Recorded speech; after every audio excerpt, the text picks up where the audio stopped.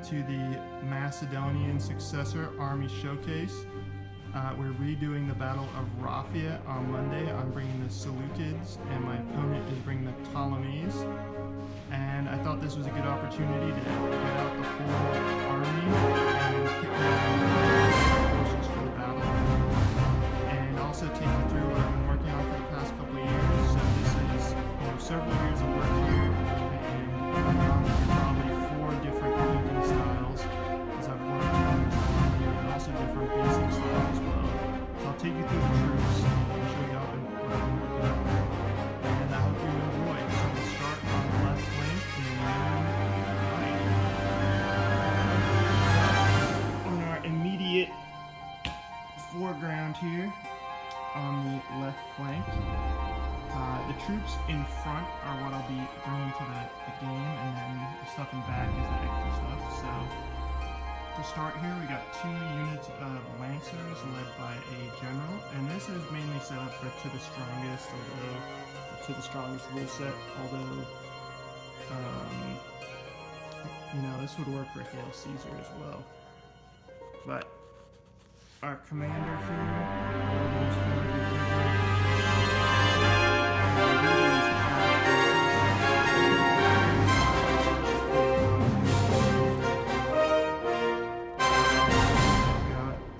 Successor, the kind of heavy Seleucid Lancer cavalry, although they'll just be regular Lancers for the game.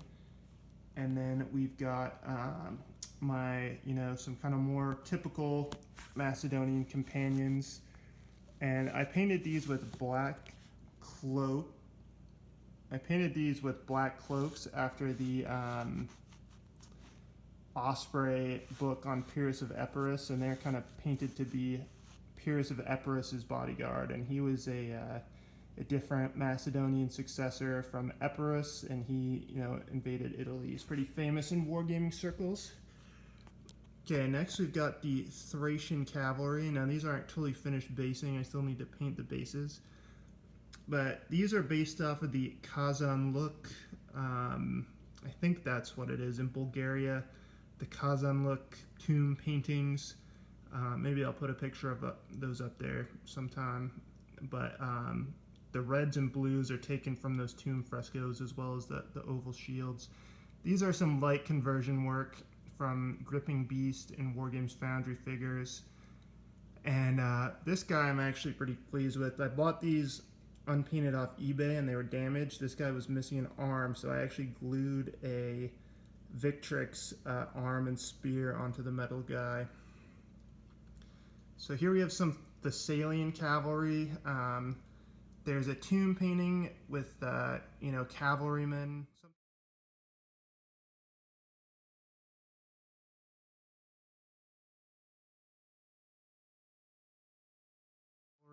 Sometimes they claim to be cavalrymen, other times infantrymen, wearing these brown cloaks with a white stripe. And Nicholas Secunda says they're a Thessalian cloak, so I did the Thessalians in brown cloaks with a white border, although, Alexander would eventually award them purple cloaks. And then in the back here, we have some late period Antigonid cavalry, so they would be fighting for the Antigonid dynasty against the Romans and the Aetolians. Kind of late in the Macedonian period, so really, these shields are kind of technically incorrect, but I just used the some extra phalanx shields that I had because I had the transfers for them. They really should have the oval shields with the big barleycorn spine, similar to the Republican Roman cavalry. The Republican Roman cavalry of the period was directly based off of the Greek cavalry, but I just used those shields because I had them. Maybe I should update that in the future, but what you're going to do. And they have the yellow cloaks with the purple border as kind of befitting the companions. So they're kind of, the late period cavalry. These are supposed to be like levy cavalry. And so I gave them different colored cloaks with white borders. So we'll move on to the phalanx now. Oh, and actually we missed these guys. These are Aventine miniatures. These are Thracians with the shields and the two-handed weapons. So they're, you know, the late period Thracians.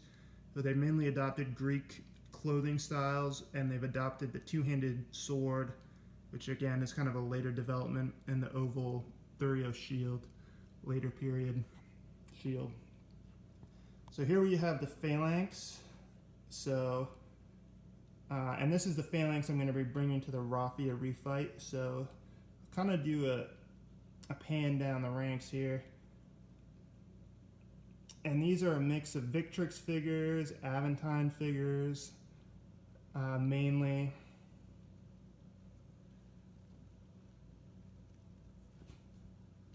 And yeah, that guy's hat, it's called a Causia, or pretty popular amongst the Macedonians. Got command stand there. And then we have got the silver shields, the elite unit right here. So that is the whole phalanx.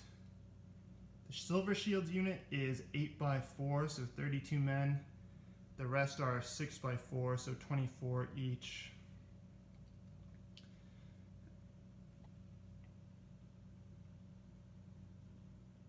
All right, so that's kind of the main phalanx I'm going to be bringing.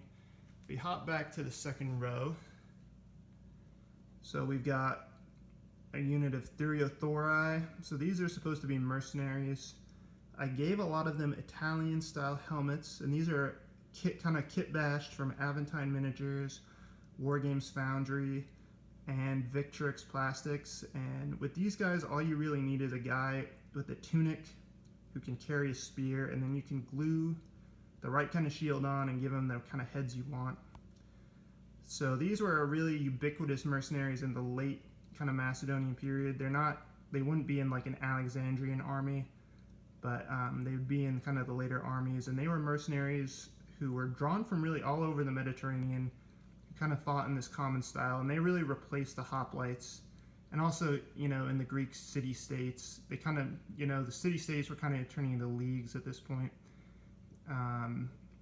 You know, like the Aetolian League or the Achaean League.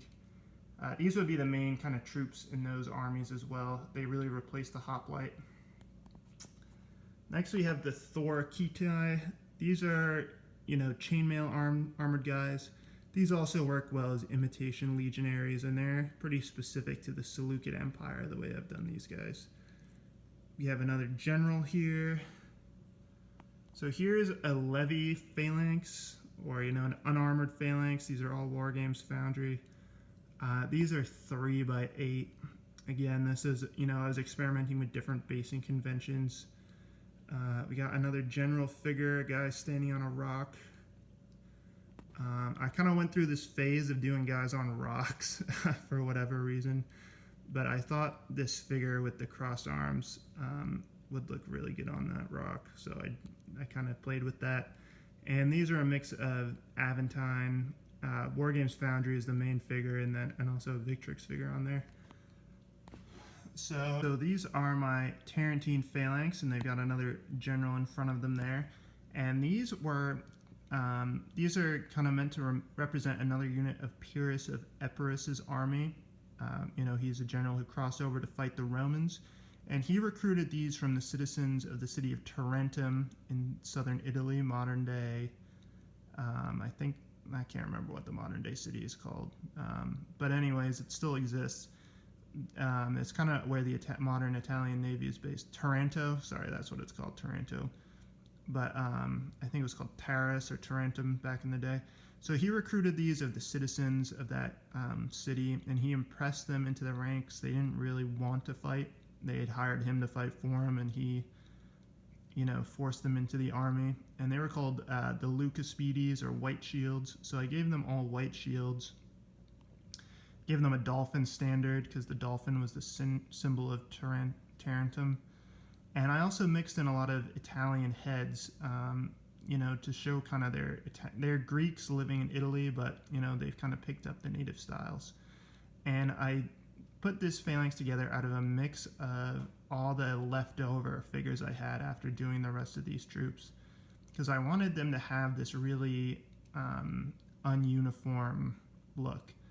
And I also included some Aventine 304i figures. I just gave them pikes and the phalanx shields, and there are also some Wargames Foundry hoplites in there, which I gave different shields and spears to. There are Warlord Games figures that I got some samples for, but I didn't go with Warlord for the whole army.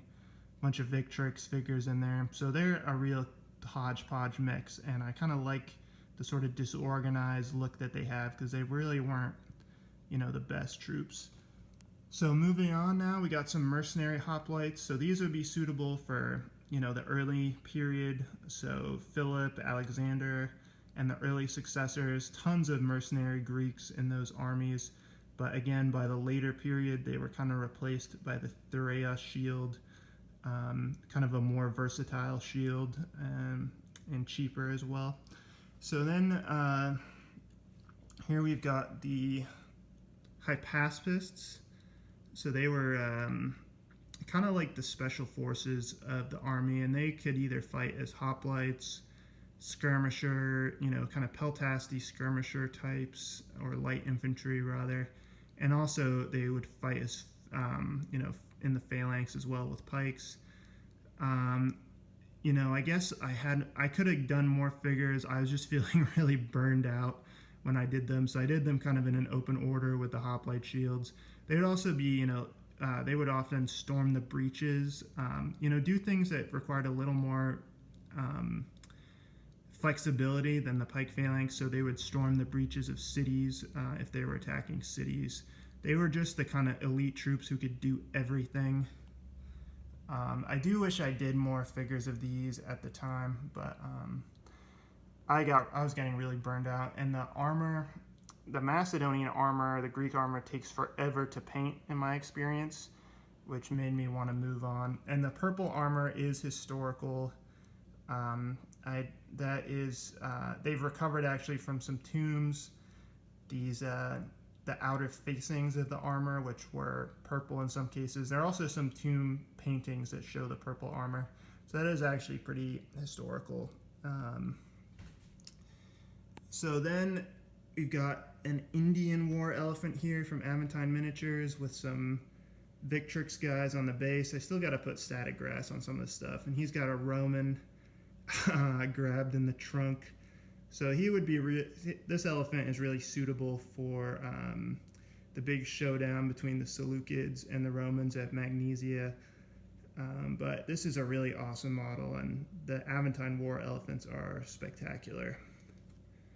All right, so now we got another unit of Thureia 4i, which I think this is the unit I'll bring to the Raffia game.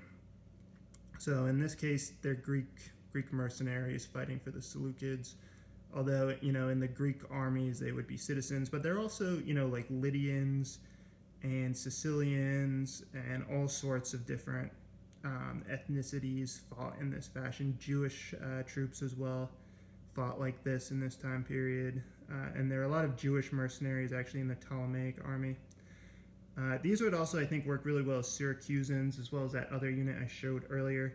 Syracuse, I think, they're often given hoplites in the army list. I think they actually would have fought more like this.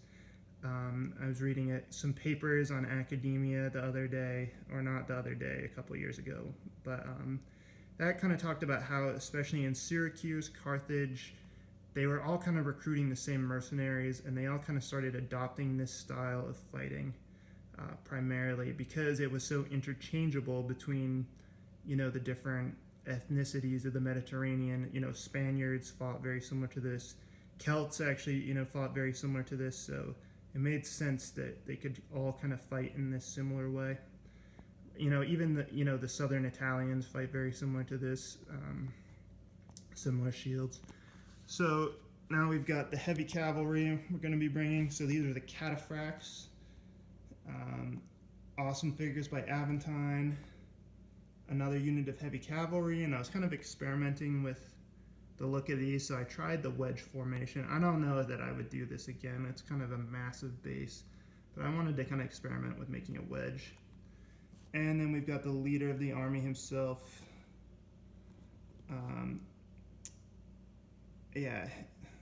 I think it's Antiochus Megas, is the general for Raphia. He's an Aventine figure. So jumping back here, we've got the Tarentine cavalry. So the Greeks of Tarentum were famous for being light horsemen, fighting with shields and javelins, and that style was copied all throughout the Eastern Mediterranean.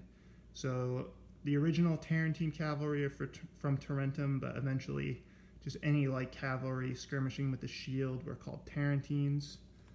So for the earlier period here, we have the Paeonian horsemen. So these are kind of like Thracians on horseback, and the Thracians were said to be the first to use the shield on horseback in the East. And they're kind of like the wild northern cousins of the Greeks. So 2 Victrix African elephants. Yeah, I think the Aventine ones are nicer, but these are pretty good as well. And they actually scale really well with the Aventine, the Indians and the Africans. So they look like they're what they're supposed to do next to each other. The Africans being smaller. So then we have up here the elite Agranian peltasts for the Alexandrian army. And again, at this time period, when I did these, I was really interested in playing around with rocky basing. So I kind of, made those rocky bases. So they're a little impractical for skirmish gaming or whatever, but I kind of really like the look of these. I think they actually turned out really nice with the rocks. So yeah, since they're mountaineers, I kind of want to portray that. So then here we got some more regular peltasts, again the light infantry. These are some of the first figures I started experimenting with multi-basing with. Some Thracians again. These were all Victrix, and again some of my early multi-base experimenting over here, trying to go for a rocky look as well. Here we got assorted slingers and light archers. And here's the last unit I'll show you is some Warlord Games Thracians, which I'm actually selling. So that the guy I'm doing Raphia with, I just painted these over Christmas, but I never, they just didn't really fit into my collection so far. I do have some other odds and ends I think I will be selling that I didn't even put on the table here. Some Crusader miniature stuff that's too small to fit in. My Crusader miniature Thracians, which I did. But yes, that's the army. I haven't counted how many actual figures it is, but I think probably somewhere between 200 and 300 is my guess. A lot of cavalry, of course, in the army. And yeah, so those are the successors. This has kind of been one project I've been working on for the past couple of years, and I'm definitely kind of burned out on painting these. So see you on the next one.